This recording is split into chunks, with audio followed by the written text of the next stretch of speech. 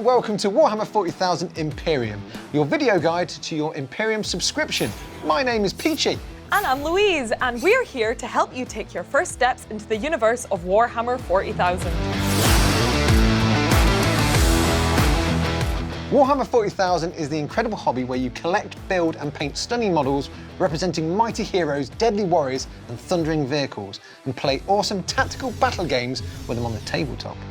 Through your Imperium collection, you'll build up two opposing armies. The dauntless forces of the Imperium of Mankind, made up of the indomitable Space Marines, zealous Sisters of Battle, and technologically advanced Adeptus Mechanicus. And the terrifying Necrons, ancient aliens in bodies of living metal who seek to annihilate all of humanity and reclaim their ancient empire. You'll also get all the paints you need to turn your plastic hordes into beautifully detailed armies and loads of scenery to battle over in your games. Over the next few weeks, we'll be bringing you 5 videos to help you start your collection. Follow along with us as we build our models, play our first games with them, and learn the basics of painting. I'll be defending the Imperium with the Space Marines. And I'll be carving a path of destruction across the galaxy with the sinister Necrons. In your first 5 issues of Imperium, you'll get 3 units for your Necron army, and I'll be showing you how to put them together and paint them, starting with the Royal Warden from issue 1. Likewise, you'll get 3 units of Space Marines, one of which is a powerful Primaris Captain, a model that is new to the Imperium collection. And I'll be taking you through building and painting those, beginning with a Primaris Lieutenant. Through all these videos, we'll use guides from your Imperium magazine, so make sure you have them handy while you watch, along with your models and tools. We'll also be playing games in each video using the battle mat and dice you got with issue 1. My Necrons will crush your Space Marines. Well, Peachy, they can try. The last part of your Imperium magazine is a comprehensive guide to the galaxy of the 41st millennium and the warriors who battle within it. Let's take a look at that now.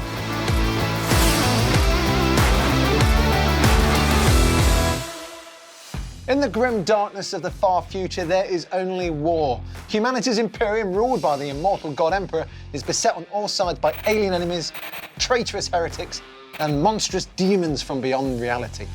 Standing against these many foes are the Imperium's armies, the soldiers and tanks of the Astra Militarum, the cyborg warriors of the Adeptus Mechanicus, the religious fanatics of the Adeptus Sororitas, and the superhuman Space Marines. You'll find out more about the Imperium and its enemies in future issues of your magazine. For now, we'll focus on the forces of the Space Marines and the Necrons. The Space Marines are humanity's foremost defenders, genetically engineered to be perfect warriors. They are armed with the mightiest weapons the Imperium can forge and clad in nigh impenetrable power armor. In your magazine, you'll learn more about the Space Marines and get your first look at some of the many chapters into which they are organized. Brotherhoods of warriors, each with their own culture, rituals, and methods of waging war. You'll also find a special focus on your new Primaris Lieutenant, including a battle record you can use to name him and record his heroic deeds across the games you play. There's also an introduction to the Necrons where you'll discover how they survived their near extinction of their race and came to awaken 60 million years later in living metal bodies. There's also a profile of the Royal Warden, the other model that comes in with issue 1, along with a battle record for this undying commander. There'll be information about the worlds and inhabitants of the Warhammer 40,000 universe like this in every issue of Imperium, and we'll be looking at some more of it in our next video. But for now, it's time to find out how to build our models.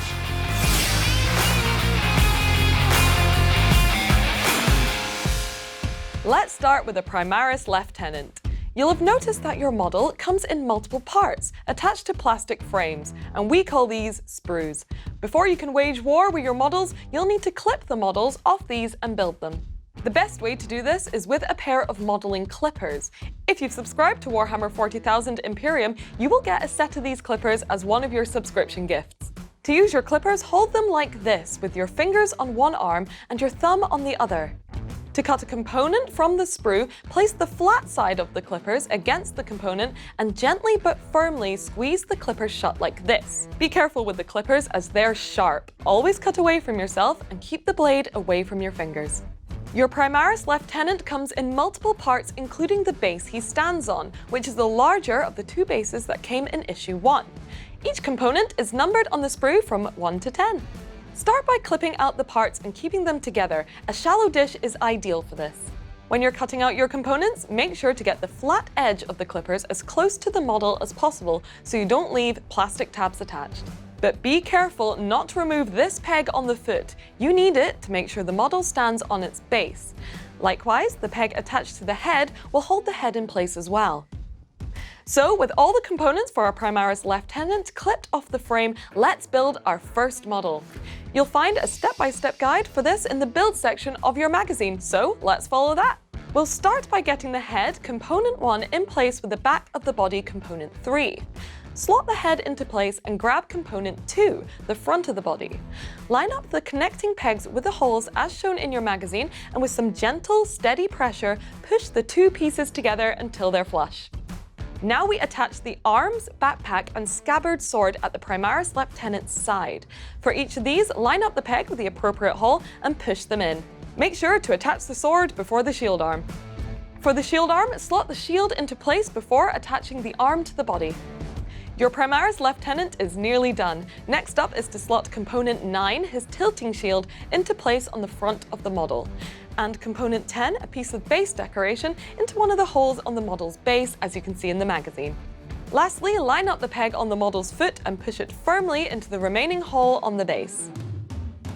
Congratulations! You've just built your first model. Have a quick look over it and make sure all the components are pushed together properly, not leaving any gaps.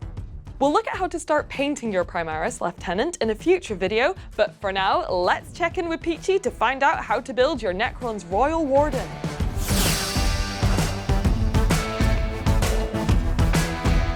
That Space Marine needs an enemy. Let's get our Royal Warden built. Like the Primaris Lieutenant, that comes on a plastic frame and is designed to be built quickly and easily. Some detailed parts of the Royal Warden are a little fragile and have lots of connections to the frame. Carefully clip away each of the plastic tabs connected to the parts, starting with the more fragile sections so they don't break when you clip off the rest of the component. Let's start with the body. Carefully line up the pegs and holes and apply gentle pressure to the surface directly behind the peg, where the plastic is strongest. Try not to apply pressure to thinner, fragile areas of plastic that are likely to bend. After that are the left arm and the spine. The arm should slot into place easily with the spine. Just apply gentle pressure like you did with the body parts. Now is the gun arm. Line up so the shoulder and left hand are in place against the body and left arm and gently press it into position. With that done, push the face into place and then the chest plate. That's the Royal Warden built, he just needs to go on his base. And that's your Necron built. You'll get a brush and your first paint along with issue 2, and we're looking at how to start painting the Royal Warden in our next video. For now, I can't wait to get it onto the battle mat and show that Space Marine who really rules the galaxy.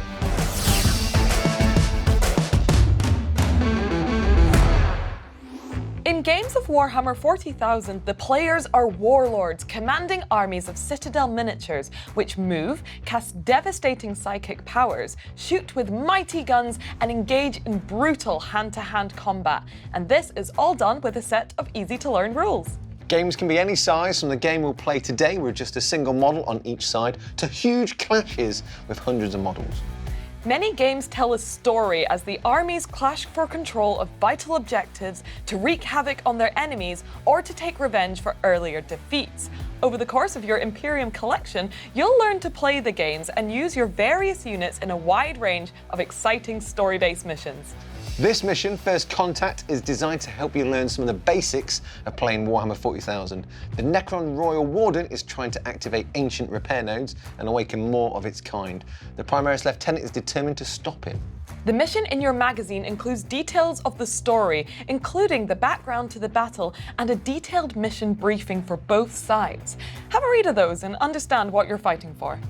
To get started, we'll need a few more things that came with your first issue, including the data sheets in your magazine, which show all the details you'll need for your models as you play. You'll also need your battle mat. This is the surface we'll play on, and it has two sides. We want the one with the letters marked A to E. This will be really useful as we play. You'll notice that the battle mat also has several counters printed on it. You'll need those as you play as well, so carefully cut them out before you start, then place the gaming mat on a flat surface like a kitchen table. We'll also need the range ruler and dice. Don't worry about what these are for just yet, you'll find out soon. Place these and your counters to one side and get your models. I'll be using the Royal Warden. And I'll be using my heroic Primaris Lieutenant.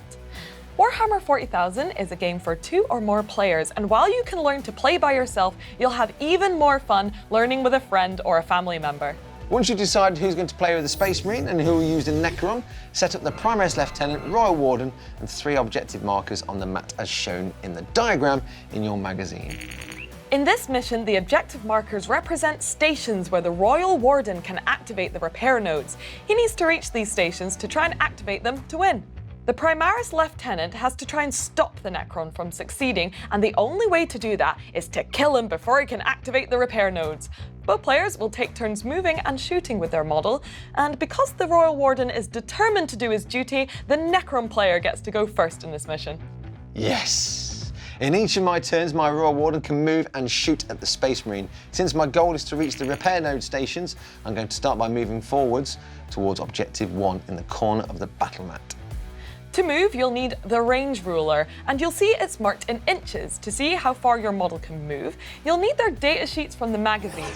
Looking at the Royal Warden's data sheet, you'll see that he can move up to 5 inches.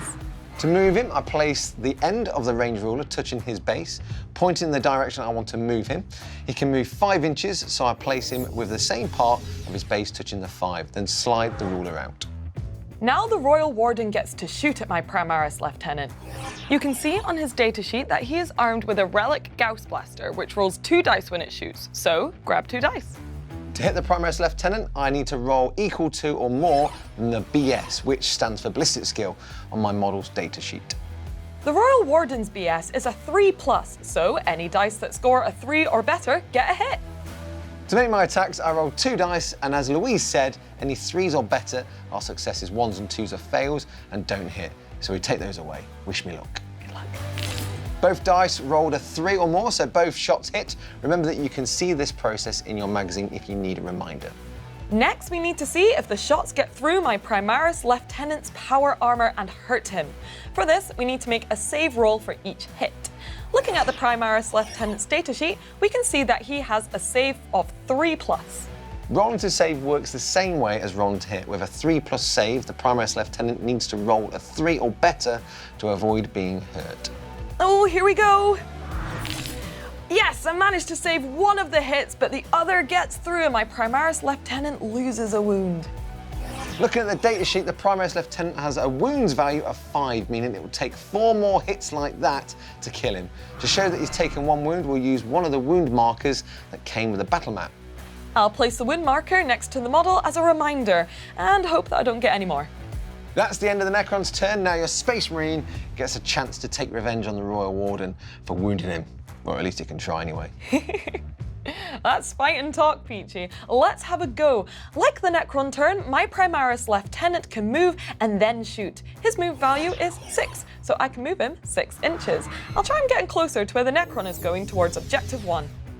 Okay, now you've moved, I suppose you're going to shoot at my Royal Warden?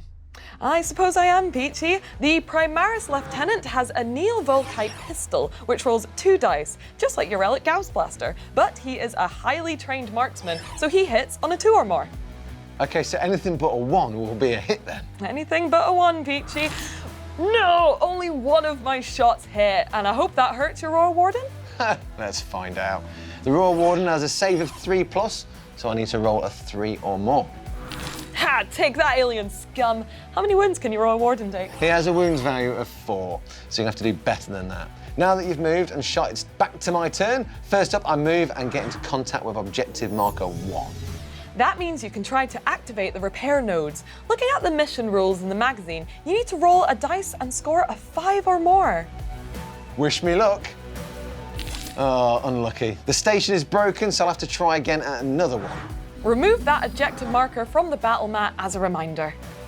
From this point, follow the steps in your magazine until one side wins the game. Congratulations, you've taken your first steps into playing Warhammer 40,000. You'll be doing more of that next time, and a lot more. Yes, indeed. Next time, we'll be continuing what we started here by looking at the new lore from issue 2, which focuses on the Ultramarines chapters of the Space Marines and the Necrons of the ancient Zarekan dynasty. You'll also get those reinforcements the Royal Warden just woke up, a trio of Necron warriors. We'll make a start on painting our models beginning with the Necrons. And you'll use your new models in another game. Make sure you don't miss an issue of Warhammer 40,000 Imperium by subscribing to the collection, as well as getting a delivery of 4 issues every month, packed with models, paints and more. You'll get loads of free gifts, starting with a handy modelling set. Head there now and take a look, and we'll see you soon for part 2 of our video series. See you then. Bye!